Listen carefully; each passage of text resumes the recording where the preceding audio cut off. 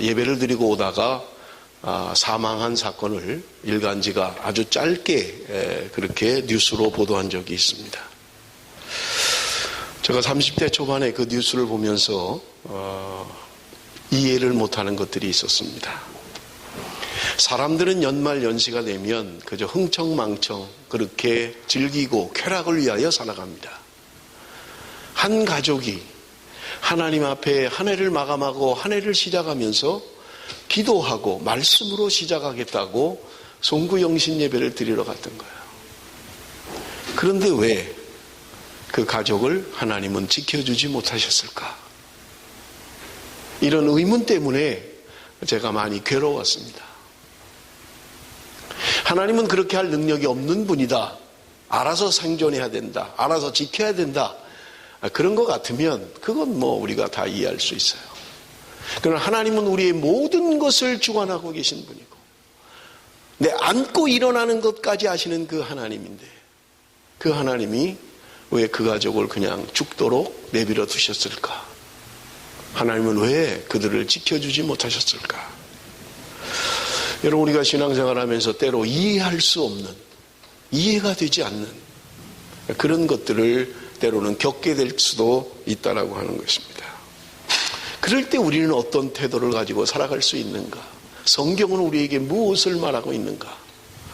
나는 이런 고난 가운데서 크고 작은 것은 다를 수 있습니다만은 우리가 살아가면서 겪는 이런 아픔들, 고통들을 여러분 어떻게 해석을 해야 되는가? 어떻게 믿음으로 살아가야 하는가 하는 것입니다. 여러분, 먼저 우리는 성경의 이 고난에 대하여 무엇을 말하고 있는가를 우리는 깨달아야만 합니다. 첫째는 징계는 고난이 아니라는 거예요. 베드로전서 2장 19절 20절 말씀 우리 한번 같이 읽어봅니다. 베드로전서 2장 19절 20절 말씀입니다. 다 같이 읽습니다. 시작. 부당하게 고난을 받아도 하나님을 생각함으로 슬픔을 참으면 이는 아름다우나 죄가 있어 매를 맞고 참으면 무슨 칭찬이 있으리요. 그러나 선을 행함으로 고난을 받고 참으면 이는 하나님 앞에 아름다우니라. 부당하게 고난을 받을 수 있다는 거예요. 원인 없이 정당한 이유가 없이 고난을 받을 수 있다는 거예요. 그런데 이런 고난이 왔을 때 하나님을 생각하고 참으면 그것이 아름답다. 그렇게 이야기해요. 여러분, 오늘 본문 후반절에 보세요. 그러나 선을 행함으로 고난을 받고 참으면 이는 하나님 앞에 아름다운 것이다. 선을 행함으로 고난을 받을 때 참으면 이것은 아름다운 거라는 거예요. 부당하게 고난을 받습니다마는 하나님을 생각하고 참으면 아름다운 것이다. 그렇게 이야기합니다. 그런데 여러분, 그 다음에 하는 말이 무엇입니까? 죄가 있어 매를 맞고 참으면 무슨 칭찬이 있으리요. 죄 때문에 오는 것이 있다는 말이에요. 죄 때문에 매를 맞는 게 있다는 거예요. 이게 징계라는 말입니다. 그래서 징계는 고난이 아니다. 그 말입니다. 내가 잘못한 거예요. 내가 실수한 거예요. 내가 가지 말아야 할 길을 간 거예요. 내가 하지 말아야 할 행동을 했습니다. 원인이 나의 실수예요. 나의 잘못이에요. 내 죄로 인해서 그런 것입니다.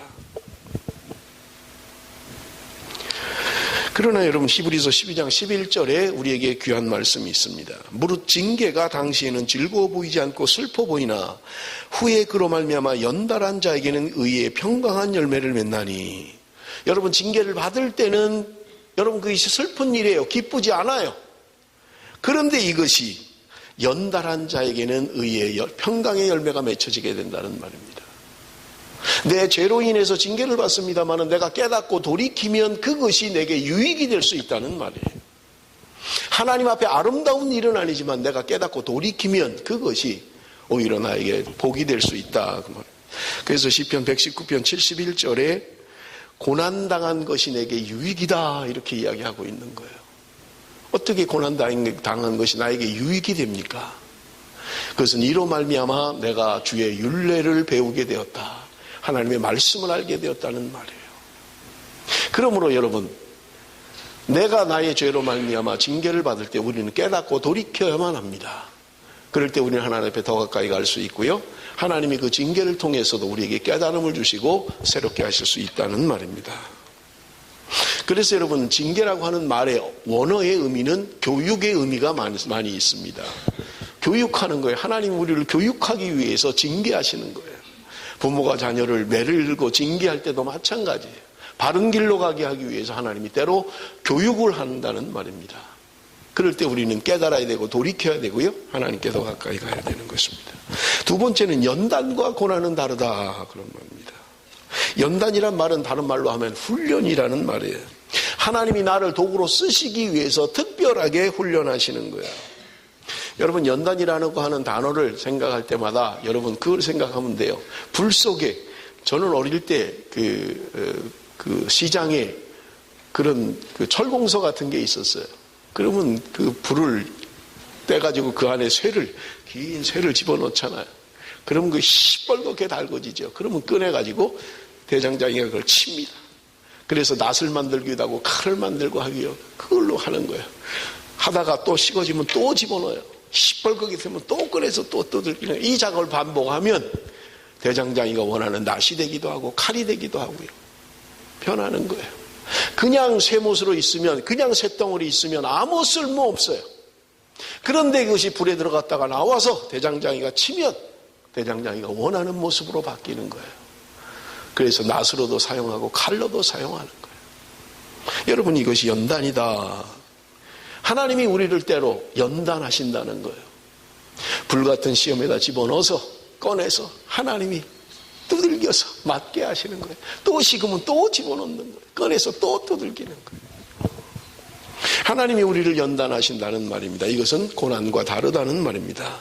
베드로전서 1장 7절에 보니까 너희 믿음의 시련이 불로 연단하여도 없어질 금보다 더 귀하여 예수 그리스도에 나타나실 때 칭찬과 영광과 존귀를 얻게 하려 함이라. 여기 보면 너희 믿음의 시련이 불로 연단하여도 없어질, 시련이란 말과 연단이란 말이 같이 반복해서 나오는 것을 우리가 볼 수가 있습니다. 이 좀 어려워요. 그냥 우리 가진 성경이 이해하기가 참 어렵습니다. 현대인의 성경을 보면 조금 더 이해하기가 쉬워요. 현대인의 성경을 우리 한번 좀 볼까요? 현대인의 성경 한번 다 같이 읽습니다. 시작. 시련을 겪은 순수한 믿음은 불로 연단하여도 없어질 금보다 더 귀하여 예수 그리스도께서 다시 오실 때 칭찬과 영광과 존귀를 받게 됩니다.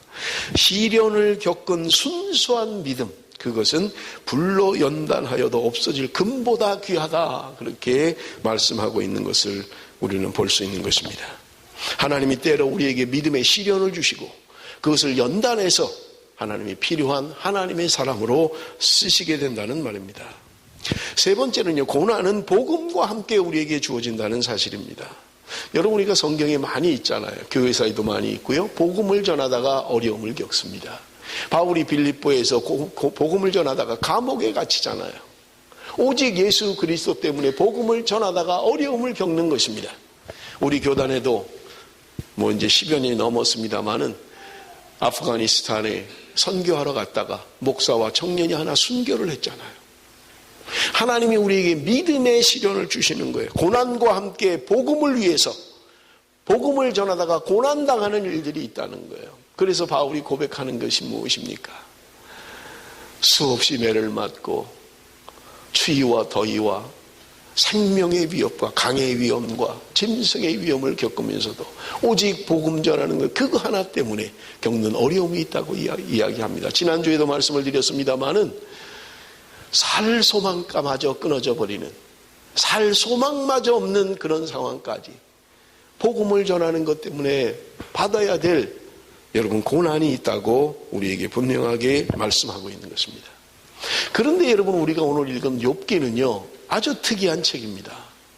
왜냐하면 복음을 위하여 고난을 받은 게 아니에요. 여러분, 이런 예가 성경에 없어요. 동방의 의인이었습니다. 그런데 그가 고난을 겪었다는 거예요. 이것이 때로 우리에게 위로가 되기는 합니다.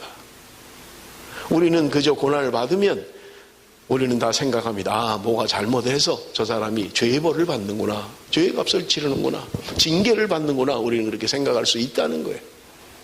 그런데 성경은 욥이라고 하는 사람이 전혀 그렇지 않았어요. 우리가 함께 살펴보겠습니다마는 그는 순전한 사람이었고 온전한 사람이었어요. 하나님 앞에 의인이었던 것입니다. 욥이라고 하는 사람이 성경학자들의 얘기는 아브라함과 동시대를 살아간 사람이다, 그렇게 이야기를 합니다. 동방의 의인이에요. 그럼에도 불구하고 그가 고난을 겪었다고 성경은 우리에게 말씀하고 있는 것입니다. 제가 처음 설교를 시작하면서 한 가족이 예배를 드리다가 죽었던 사건을 말씀을 드렸습니다. 우리는 욥이라고 하는 이 욥의 삶을 통해서 하나님이 왜 이렇게 하시는지, 도대체 이유가 뭔지 함께 살펴보기를 원합니다. 여러분, 욥기 1장 1절을 우리 한번 같이 읽어봅니다. 다 같이 읽겠습니다. 1장 1절 말씀 다 같이 읽습니다. 시작. 우스당의 욥이라 비를 불리는 사람이 있었는데 그 사람은 온전하고 정직하여 하나님을 경외하며 악에서 떠난 자더라. 욥은 온전했다, 그렇게 성경이 이야기합니다. 윤리적으로 도덕적으로 어떤 허물도 없이 지내는 자였다, 그런 말이에요.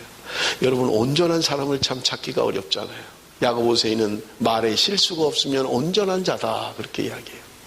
여러분, 말에 실수가 우리가 얼마나 많습니까? 말 때문에 시험에 들기도 하고요, 말 때문에 어려움을 겪기도 하고요, 말 때문에 위로를 받고 힘을 얻기도 하는 게 말입니다. 그래서 야고보 기자는 말에는 위력이 있다고 이야기하는 거예요. 마치 큰 배를 움직이는 것이 그저 조그만 키 뒤에 프로펠러 그거 하나가 방향을 틀면 그 큰 배가 움직이는 것처럼 오늘 우리의 말이 우리의 인생을 움직이고 우리의 몸을 움직이고 사람을 죽이기도 하고 살리기도 하는 그런 위력이 있다고 이야기하고 있는 것입니다. 그래서 성경은 이야기하는 거예요. 말에 실수가 없으면 온전한 사람이다. 목회를 하면서 참 온전한 사람을 보기가 어려워요. 온전한 사람을 찾기가 어렵습니다. 뭐가 하나 좋으면 뭐가 하나 부족해요. 이게 좋으면 이게 부족하고요, 이게 좋으면 또 이게 문제가 있는 거예요. 온전한 사람을 찾기가 어려워요. 여러분, 욥이라고 하는 사람은 성경이 이야기하기를 온전한 자였다, 그렇게 이야기하고 있습니다. 두 번째는요, 정직했다, 정직한 사람이었다. 여러분, 정직이라고 하는 것은요, 성도의 분명한 생명과 같은 것입니다. 정직해야만 합니다. 그저 적당히, 그저 이렇게 저렇게 하나님이 기뻐하는 게 아니에요. 정직한 삶을 원하시는 거예요. 여러분, 세 번째는 하나님을 경외했다, 그렇게 이야기합니다. 두렵고 떨림으로 경외하며 하나님을 섬기며 하나님 앞에 살았다는 말입니다. 하나님을 떠나지 않고 하나님 앞에 살았던 사람인 것입니다. 악에서 떠난 자였다, 그렇게 이야기합니다. 악에서 떠난 자였다는 거예요. 악한 것을 하지 않았다는 말입니다. 여러분, 욥의 인생을 우리가 통해서 볼 때 욥은 재물이 인생의 목적이 아닌 것을 깨달았던 사람입니다. 여러분, 욥기 1장 3절에 보면 그가 얼마나 부자였는가가 기록되어져 있습니다. 양이 7,000마리고 낙타가 3,000마리고 소가 500마리고 암나귀가 500마리고 동방에서 가장 큰 부자다, 이렇게 고백하고 있는 것입니다. 그런데 욥의 고백을 보십시오. 어려움을 당하고 고통을 당하고 21절에 보니까 이야기합니다. 내가 모태에서 알몸으로 나와 싸운 적 또한 알몸이 그리로 돌아가올지라. 주신 이도 여호와시요 거두신 이도 여호와시니 여호와의 이름이 찬송을 받으실지니이다. 여러분, 사람들은요, 뭔가 좀 형편이 괜찮으면 변질돼 버려요. 뭔가 사업에 성공하고 돈이 좀 많아지면 뭔가 교만해지든지요, 뭔가 달라지는 거예요. 그런데 욥은 그렇지 않았다는 말입니다.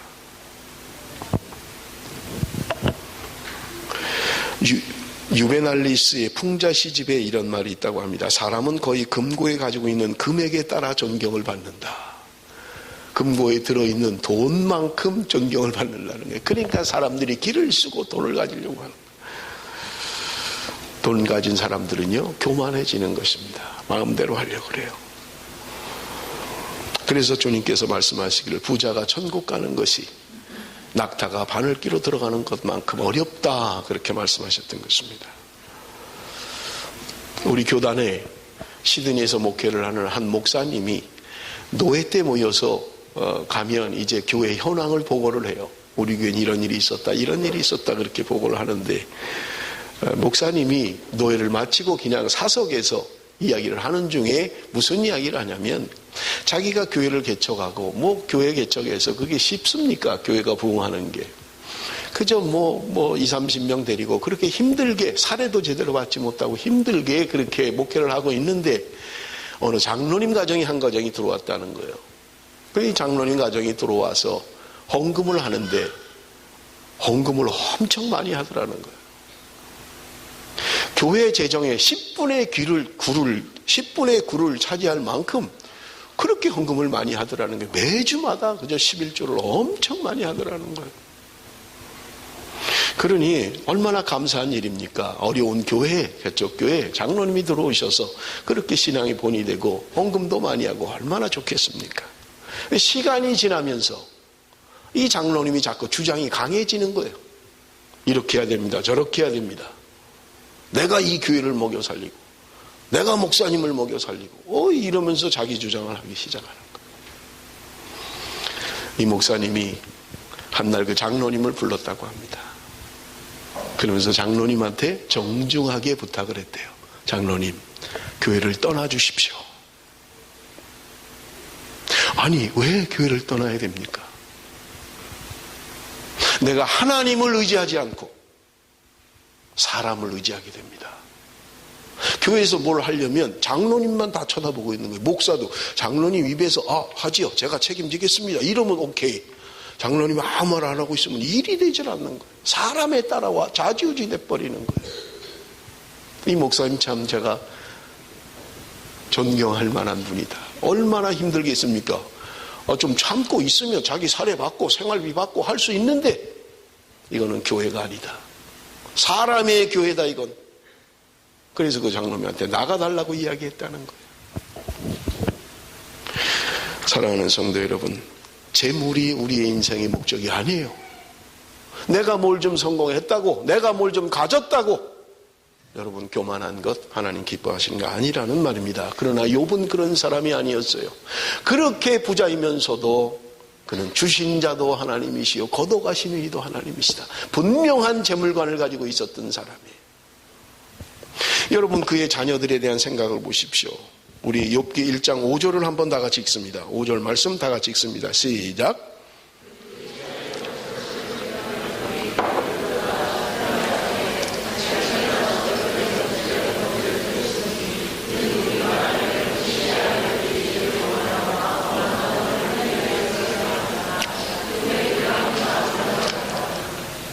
여러분 욥이라고 하는 사람은 가정에서 아버지로서의 그 역할을 아주 잘했던 것 같아요.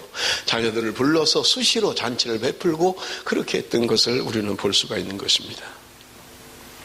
그런데 그 다음 날이 되면 이 욥이 하나님 앞에 예배를 드렸다, 제사를 드렸다 그렇게 이야기합니다. 혹시라도 잔치 때문에 우리의 자식들이 변질되었을까봐, 하나님께 죄를 지었을까봐 하나님 앞에 예배했다고 성경은 우리에게 말씀해 주고 있는 것입니다. 여러분 쉽지 않아요. 쉬운 일이 아닙니다.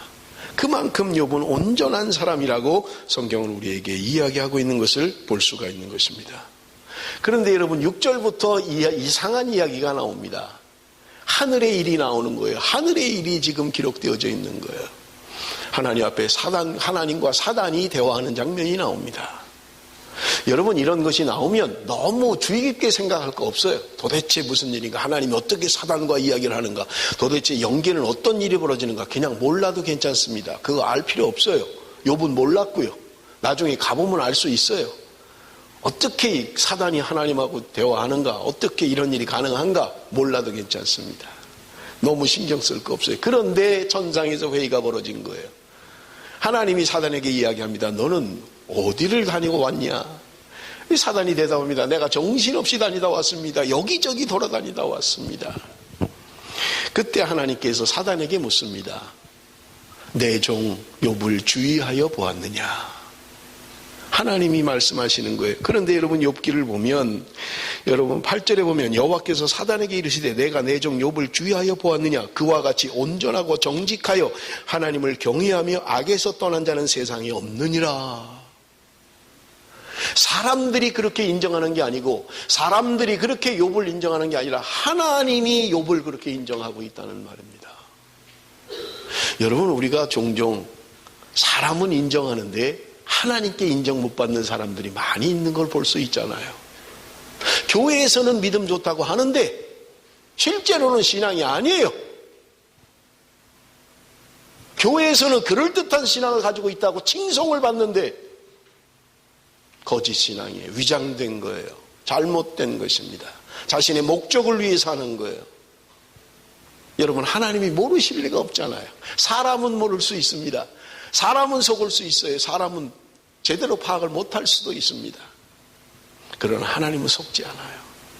그런데 그 하나님이 욥에 대해서 이야기합니다. 얼마나 정직한가, 얼마나 온전한가, 악에서 떠난 이 사람을 내가 보았느냐? 여러분, 이해가 되십니까? 하나님이 어떻게 지금 이렇게 이야기를 하느냐는 거예요. 제가 얼마 전에 우리 금요 철야 때 이 말씀을 드렸어요. 하나님의 자존심이었다. 욥이라고 하는 사람은 하나님의 자존심이었다는 거예요. 네가 세상에 다니면서 그 많은 사람 가운데 내 종 욥을 네가 보았느냐? 그 사람은 정직한 사람이고 바른 사람이고 믿음의 사람이다. 하나님이 이야기합니다. 그때 사단이 대답하는 말이 무엇입니까? 하나님, 그냥 그럴 리가 있습니까? 하나님이 그에게 축복해 주고, 하나님이 그에게 물질의 축복을 주고, 하나님이 그에게 건강을 주고, 하나님이 그에게 잘해 주니까 그런 거지. 다 뺏어버리면 그도 하나님을 원망하고 불평하고 다 그럴 겁니다. 그때 하나님이 사단에게 허락하는 거예요. 네가 원하는 대로 해라. 그러나 생명은 건드리지 마라. 여러분, 그것 때문에 욥이 이제 어려움을 겪기 시작합니다. 우리가 잘 아는 것처럼 여러분 1장에 보면 한순간에 그냥 집이 무너지는 거예요. 자식들이 다 죽어요. 10명의 자녀들이 다 죽어요. 한순간에 그 많은 재산이 다 날아가 버립니다.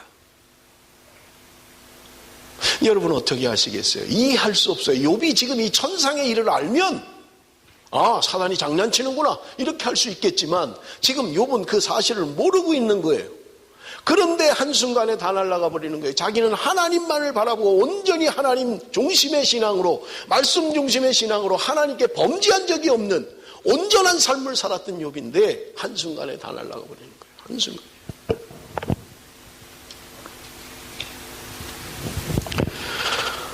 여러분, 우리가 이런 일을 당한다면 여러분 어떻게 하시겠습니까?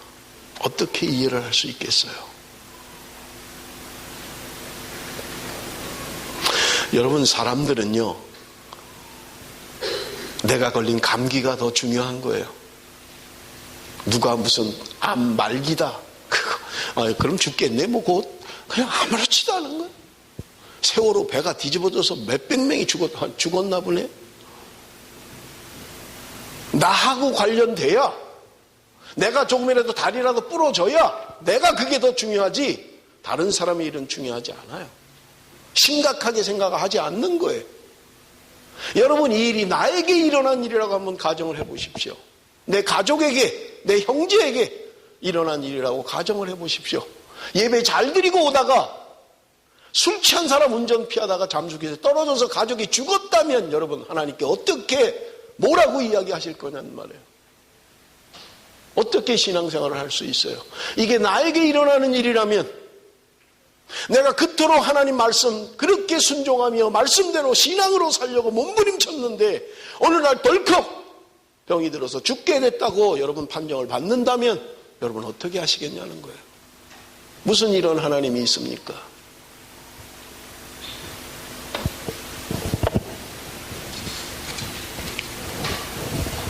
여러분, 성경은 우리에게 이야기합니다. 고난이 있을 수 있다는 거예요.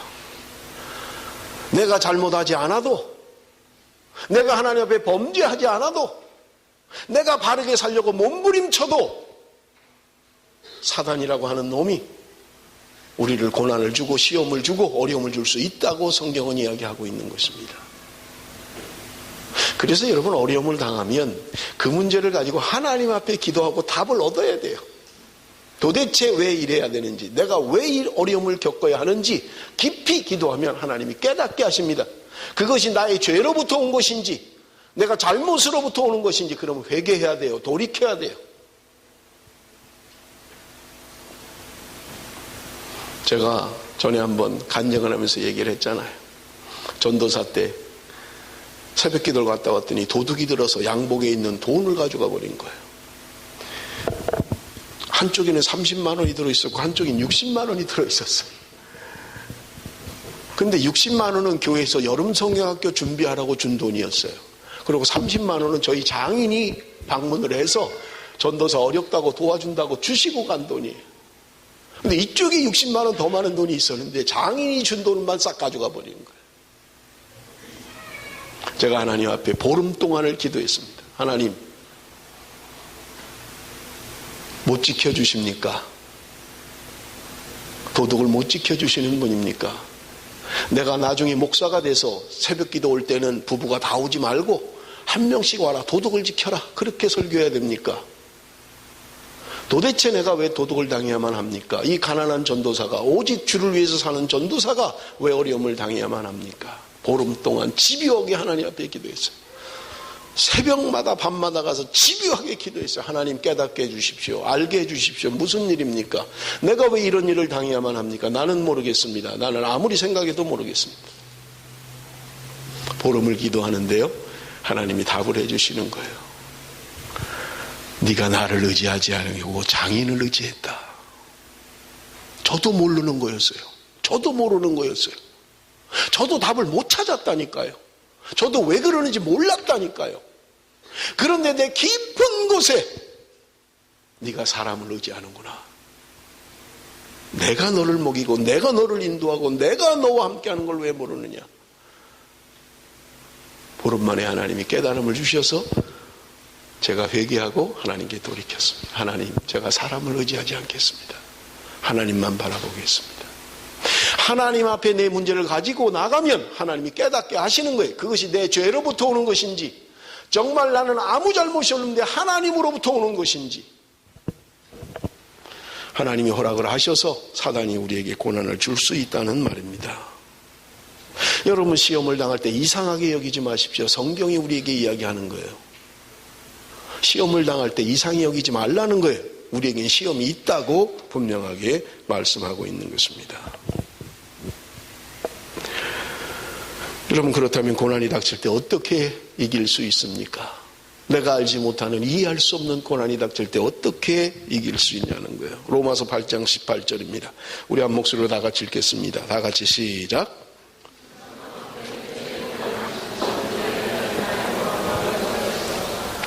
성경에 우리에게 말씀하는 것은 네가 지금 당하는 고난은 장차 받을 영광과 좋게 비교할 수 없다. 네가 지금 이 땅에서 고난을 당하고 있지만 네가 앞으로 받을 영광과는 비교할 수 없는 것이다. 우리에게 말씀합니다. 여러분, 우리는 고난당하는 것이 끝이 아니에요. 이 땅에서 끝이 아닙니다. 내가 받을 영광과 비교할 수 없는 것이기에 여러분, 야고보서는 우리에게 참고 견뎌야 된다, 욥의 인내를 배우라고 이야기하고 있는 거예요. 두 번째로 베드로전서 4장 13절입니다. 베드로전서 4장 13절. 오직 너희가 그리스도의 고난에 참여하는 것으로 즐거워하라. 다음 주에 제가 계속해서 말씀드리겠습니다마는 야고보서에 보면 시험을 만나면 기뻐해라. 아니, 도대체 시험을 만나는데 어떻게 기뻐하란 말이에요? 지금 죽겠는데, 지금 힘든데 어떻게 기뻐할 수 있느냐는 거예요. 그런데 성경은 우리에게 이야기합니다. 그 고난이, 그 시험이 우리에게 인내하게 하고 우리를 연단하고 하나님이 결국에는 우리를 축복의 길로 인도하신다고 약속하고 있는 것입니다. 세 번째로, 여러분, 고난 가운데 있을 때 하나님이 나와 함께 계심을 확신해야만 합니다. 여러분, 창세기 39장에 보면 요셉에 대한 이야기가 나옵니다. 여러분, 요셉은 어린 나이에 다른 나라로 팔려갔어요. 자신이 꾼 꿈 때문에 그는 힘든 삶을 살 수밖에 없었습니다. 열심히 살았어요. 어느 날 갑자기 부모의 사랑을 받고 형제들보다 더 많은 사랑을 받았던 그 요셉이 어느 날 갑자기 전락해버린 거예요. 종살이를 해야만 합니다. 노예로 끌려간 거예요. 팔려간 거예요.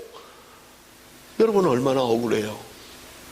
우리는 그냥 편안하게 그 다음에 요셉이 뭐 다 해서 결국은 총리가 되고 행복하게 살고 결말을 다 하니까 그렇게 심각하지 않을 수 있어요. 여러분, 내게 닥친 일이라고 생각을 해보세요. 어느 날 갑자기 내가 종으로 팔렸다.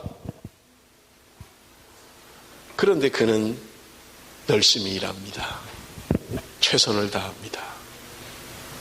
여러분, 성경은 우리에게 분명히 말씀합니다. 창세기 39장 2절에 보니까 여호와께서 요셉과 함께 하심으로 형통한 자가 되어. 이렇게. 아니, 무슨 이런 형통이 있습니까? 형들에게 팔려서 노예로 팔려간 게 도대체 무슨 형통한 일이란 말입니까? 이런 게 형통이라면 안 하는 게 낫지. 그런데 성경은 이야기하고 있는 거예요. 그가 형통했다. 누가 이 형통을 가지기를 원하겠습니까? 누가 이 형통을 구하겠어요? 형들에게 팔려서 노예로 팔려가서 한순간에 종살이하는 노예로 전락해버렸는데 누가 이거를 축복이라고 생각해요? 누가 가지려고 해요? 누가 이것을 구하겠습니까? 근데 성경은 이야기합니다. 형통했다. 그런데 그 앞에 전제가 있습니다. 여호와께서 요셉과 함께 하심으로.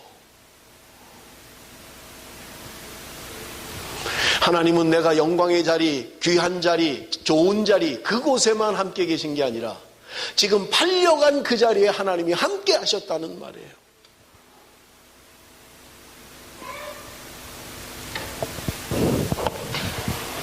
그렇게 열심히 일합니다. 수년을 그렇게 열심히 일해요. 그런데 그 주인 아내가 유혹을 합니다. 그걸 거절하잖아요. 결국은 감옥에 갑니다. 2년을 넘게 감옥에 살아요. 얼마나 억울한 일이에요. 도대체 이게 얼마나 억울한 일입니까? 그런데 성경은 이야기합니다. 23절에 보니까 여호와께서 요셉과 함께 하심으로 범사에 형통한 자가 되어. 또 형통했다는 거예요. 지금 감옥에 들어가 있는데 지금 억울하게 자기가 하지도 않은 짓 때문에 자기가 하지도 않은 말 때문에 억울하게 감옥에 가 있는데 성경은 형통했다. 범사에 형통했다. 그렇게 이야기하고 있습니다. 이런 게 형통한 거라면 집어쳐야지요. 버려버려야지요. 뭘 이걸 하고 있겠어요. 감옥에 간 그걸 뭘 형통한 거라고 이야기하겠냐는 거예요. 그러나 여러분, 우리는 요셉의 결말을 알고 있잖아요. 그가 어떤 축복을 누렸는지 알고 있습니다. 여러분, 그렇다면 우리가 가정을 해봅시다. 요셉이 그냥 부모님의 사랑을 받으며 채색 옷 입고 좋은 음식 먹으며 부모님과 함께 사랑을 받고 그냥 거기 머물렀다, 가나안에 머물렀다고 가정을 해보세요. 만일에 그랬더라면요, 그 기근과 그 고통은 어떻게 감당해야 돼요? 7년의 그 고통 가운데 온 지역이 가뭄으로 먹을 게 없어서 다 파는데 그때 어떻게 하냔 말이에요. 우리는 답을, 결론을 알고 있어요. 결국은 하나님이 먼저 옮기신 거고 그 가족을 구원하기 위해서, 하나님의 택한 이스라엘 민족을 구원하기 위해서 요셉을 그렇게 종으로 팔려가게 했고, 그리고 거기서 하나님이 그를 총리로 사용하셔서 결국은 이스라엘 민족을 구원하는 하나님의 도구로 사용하신다라고 하는 결론을 알고 있습니다. 그러나 요셉은 모르잖아요, 그 결론을. 여러분, 내가 앞으로 이 고난을 통해서 어떻게 될 거라는 답을 알고 있으면 뭐가 그렇게 힘들겠어요? 아, 내가 그냥 이를 악물고 참으면 언젠가 내가 축복받을 거야. 내가 언젠가 높은 자리 갈 거야. 언젠가는 잘 될 거야. 그런 답이 있으면 여러분, 못할 게 뭐가 있겠냐고요. 힘들어도 참는 거죠. 그런데 요셉은 모르는 거예요. 원인 모르는 거예요. 도대체 이게 뭔지, 왜 내가 이 어려움을 겪어야 하는지, 왜 내가 팔려와야 했는지, 내가 왜 감옥에 가야 했는지. 그러나 여러분, 감옥에 가지 않았더라면요, 애굽에서 온 떡 맡은 관원장, 술 맡은 관원장을 만날 일도 없었잖아요. 감옥에 갔기에 그들을 만났고 그들의 꿈을 해석해 주는 것이 결국 애굽 왕의 꿈을 해석하는 자리에 나가게 되고, 결국은 하나님이 그를 애굽의 총리로 사용하시잖아요. 그냥 벌어진 일이 아니에요. 그냥 있는 일이 아니에요. 그냥 있는 고통이 아니고 그냥 당하는 고난이 아니라는 말입니다. 하나님의 계획하심, 하나님의 선하심이 그 속에 있는 거예요. 나는 지금 이해를 할 수 없지만, 나는 지금 왜 이런 고통을 당해야 되는지 이해할 수 없지만 하나님은 계획을 갖고 계시다는 말입니다. 제가 전에 한번 TV를 보니까 이 바둑 두는 거를 이렇게 비춰주더라고요. 뭐 저는 바둑을 모르니까 그 재미가 없는데 뭐 한번 보니까 그 해설하는 사람이 우리 그 나라의 바둑을 제일 잘 두는, 그때 뭐 학생인지 뭐 어린 누가 하나 있어가지고 일본의 가장 바둑을 잘 두는 사람과 뭐 대국을 하는 이제 그런 거예요. 근데 이 해설하는 사람이 이 판을 놓고 그 바둑을 설명을 하는 거예요, 설명을. 근데요, 제가 이렇게 유심히 봤어요. 그런데 이 사람이요, 바둑이 끝난 거예요, 이제. 끝났는데, 이 사람이 바둑판에다가 설명을 해가기 시작하는 거예요. 그러면서 한국에 누가 여기 첫 번째 여기다 놨고, 그 다음에 일본에 누가 여기다 놨고, 근데 이 사람이 보지도 않고 그냥 자기가 척척척척 놓는 거예요. 그러면서 왜 여기다 놨는지 이걸 설명을 하는 거예요. 바둑을 잘 두시는 분들은 알지 모르겠어요. 저는 그냥 아다리밖에 몰라요. 그냥 네 개가 동서남북으로 딱 잡히면 잡아먹는 거 그거 하나. 근데 조금 고수하고 두면요, 조금 있다 보면 내 거 싹 가져가는 거예요. 그냥 후루룩. 뭐야, 다 잡혀먹인 거예요. 나는 모르는 거예요. 나는 지금 눈앞에 거밖에는 모르는 거예요. 지금 이거 내가 잡히냐 먹냐 이것만 관심 갖고 있는. 그런데요, 고수는요, 설명을 하면서 그러더라고요.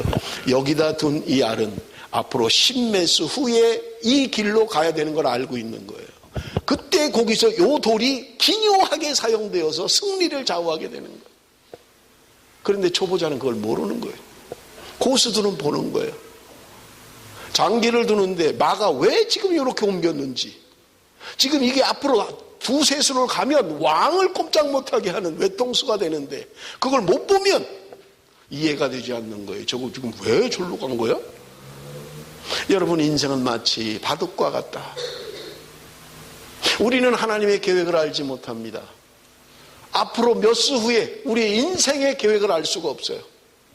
여러분, 요셉이 그렇잖아요. 그거를 알았더라면 기쁘게 감당했겠죠. 그걸 몰랐던 거예요. 그러나 여러분, 그 요셉이 자기의 인생의 앞날을 알지 못했지만 그가 그 시험을 감당할 수 있었던 것은 오늘 성경이 우리에게 말하는 것처럼 하나님이 함께 하셨더라. 하나님이 함께 하시니, 하나님이 나와 계시니 어떤 어려움이 와도 이길 수 있는 거예요. 제가 이번 철회에 말씀드렸잖아요. 우리 하나님을 경험하는 삶 공부하면서요. 여러분, 하나님과의 관계라고 하는 것은요, 실제적이 되어야 되는 거예요. 사실이어야 되는 거예요. 내 개인적으로 하나님과 관계를 맺어야 된다는 말입니다. 날마다 내 삶이 하나님과 함께하는 실제가 되어야 된다는 거예요. 그걸 경험해야 되는 거예요. 그것도 개인적으로 하나님이 나와 함께 하시는 그 하나님을 내가 경험해야 된다는 말입니다. 여러분, 내 삶 가운데 하나님이 나와 함께 하심을 확신할 수만 있다면, 내가 그것을 믿을 수만 있다면, 그것을 내가 분명하게 느낄 수만 있다면, 여러분, 어떤 시험도 어떤 고난도 이길 수 있는 것입니다. 왜냐하면 하나님이 함께 하시기 때문에 그래요. 그래서 요셉을 향하여 성경이 이야기합니다. 감옥에 갈 때도, 형들에게 억울하게 팔려갈 때도 하나님이 함께 하셨더라. 그가 형통했더라. 이렇게 성경은 말씀하고 있는 것입니다. 사랑하는 성도 여러분, 내가 하나님과 함께 하고만 있다면, 내가 하나님과 함께 하는 것이라면 여러분, 두려워할 게 없어요. 내가 이게 도대체 무슨 일인지 몰라도 괜찮습니다. 하나님과 함께 하는 삶, 그것이 중요하다는 말입니다. 우리 성경을 한 군데만 읽습니다. 시편 62편 1절 2절입니다. 시편 62편 1절 2절 다 같이 읽겠습니다. 다 같이 시작.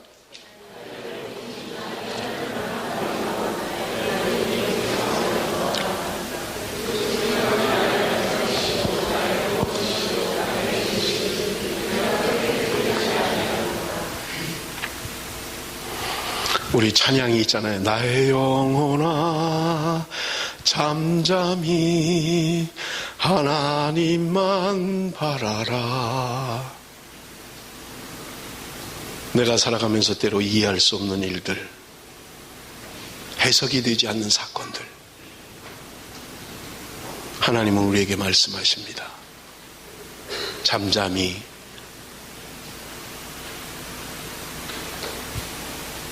하나님만 바라보라는 거예요. 해석되지 않는 사건들, 이해할 수 없는 일들. 우리는 하나님만 바라봐야 됩니다. 하나님의 신실하심을 신뢰해야만 합니다. 내가 지금 이해할 수는 없지만, 내가 지금 이해가 되진 않지만 신실하신 하나님이 내 앞서 행하시며 내 삶을 인도해 가실 것입니다. 내가 하나님과 함께하는 날마다의 삶 가운데 한 걸음 한 걸음 주님과 동행하는 삶, 실제적이고 사실적이고 개인적으로 그 하나님을 느끼며 주님과 동행하는 삶을 살게 될 때, 내 앞에 일어나는 일들, 이해할 수 없는 일들 너무 두려워하지 마십시오. 하나님의 주권을 철저하게 인정하는, 하나님의 행하심을 바라보는, 그럴 때 하나님께서 내 삶을 축복하실 것이고요, 시간이 지나면 이해하게 될 것입니다. 아, 그때 하나님이 그 아픔을 통해서 이렇게 역사하셨구나. 그렇게라도 안 하면 안 갈 것 같으니까. 여러분, 신명기 8장에 모세가 이스라엘 백성들에게 마지막 고별 설교를 하면서 고백하는 거잖아요. 너희들이 광야 40년을 걷게 하신 것은 목이 곧은 너희들을, 교만한 너희들을 목을 낮추기 위해서, 그래서 마침내 너희들에게 복을 주기 위해서 광야 40년을 허락하셨다는 거예요. 때로 우리가 고난을 겪을 수 있습니다. 어려움을 겪을 수 있습니다. 이해가 되지 않는 고통이 있을 수 있습니다. 하나님을 신뢰하십시다. 신실하신 하나님을 신뢰해야만 해야 돼요. 하나님의 주권을 인정해야만 합니다. 내 생명도 내 것이 아닙니다.